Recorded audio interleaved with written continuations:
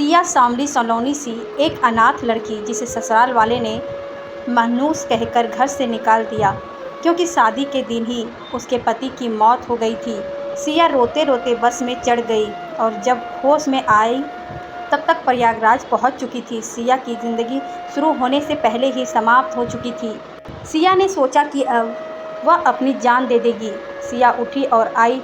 Train के आगे कूदने ही वाली थी कि तभी किसी ने उसका हाथ पकड़कर अपनी तरफ खींच लिया। उसने देखा तो एक लड़का था। कुछ देर तक दोनों एक दूसरे की आंखों में देखते रहे। तभी सिया झटक कर उससे अलग हुई और चिल्लाई कि तुम्हारी हिम्मत कैसे हुई मुझे पकड़ने की। लड़के ने कहा कि तुम लड़कियों को मरना बहुत आसान लगता है, हिम्मत है तो अपनी परेशानियों का सामना करो। इतना कहकर लड़का वहाँ से चला गया। सिया सोच में पड़ गई कि मैं इतनी जल्दी कैसे हार मान सकती हूँ। सिया ने कुछ कर दिखाने का निर्णय किया। जल्द ही उसे एक प्राइवेट स्कूल में एक टीचर की जॉब मिल गई। एक दिन सिया जब स्कूल से आ रही थी तब उसने देखा रास्ते में कोई लड़का किसी को पीट रहा है। उसने गौर से देखा तो यह वही लड़का था जिसने सिया की जान बचाई थी। सिया सोचने लगी कि यह कैसा लड़का है, किसी की जान बचाता है तो किसी को मारता है। पर फिर सिया अपने घर चली गई। अगले दिन स्कूल में उसे सभी अजीब अजीब नज़रों से देख रहे थे। वह सोच ही रही थी कि यह सब क्या हो रहा है।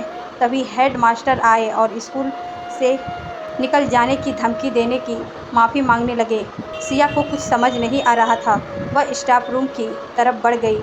वहाँ उसकी दोस्त ज्योति ने उसको बताया कि कल हेडमास्टर की राघव ने बहुत पिटाई की है और धमकी दी है कि मेरी सिया को अगर स्कूल से निकाला तो मैं पूरा स्कूल बंद करवा दूंगा। सिया ने कहा कि तुम उसे जानती हो क्या ज्योति? हाँ कहने पर सिया उससे मिलने चली गई। सिया ने तो देखा यह तो वही लड़का है जिसने उसकी जान बचाई। सिया के मन में उसके प्रति करवाहट भर गई। वह वापस चली गई। स्कूल में सबका बर्ताव सिया के प्रति बदल चुका था जिससे सिया परेशान हो उठी।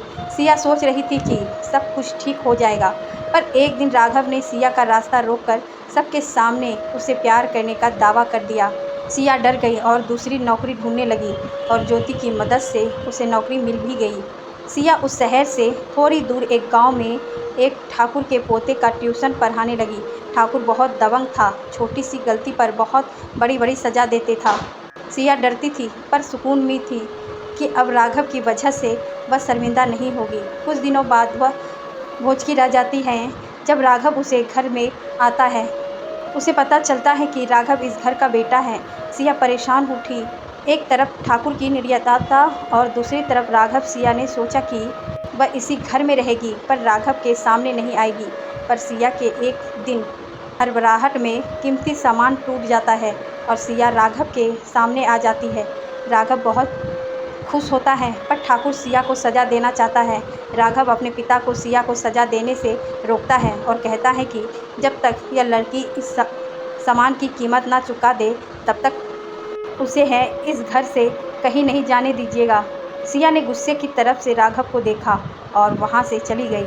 सिया सोचने लगी कि आज मैं सज़ा पाकर इस घर को छोड़कर हमेशा के लिए चली जाती, लेकिन राघव की वजह से उसे इसी नरक में रहना पड़ेगा। राघव सिया को मनाने का भरपूर प्रयास करता पर सिया उसे हमेशा दूर ही रहती।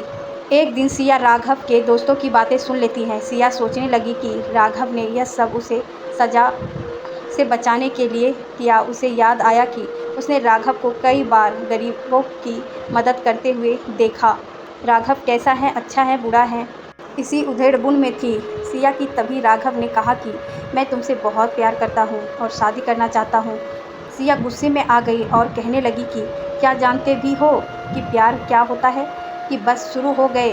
राघव ने कहा कि तुम बताओ तो सही कि मैं क्या कर सकता हूँ तुम्हारे लिए। सिया ने कहा कि मुझे इस घर से निकालना है। बताओ निकालेंगे? यह सुनकर राघव टूट गया और वहाँ से चला गया। थोड़ी देर बाद राघव आया और बोला कि अपना सामान पैक कर लो, मैं तुम्हें इस घर से निकाल कर ही रहूँगा। सिया सामान पैक कर ही रही थी और सोच रही थी कि क्या सच में यह सब प्यार के लिए कर रहा है।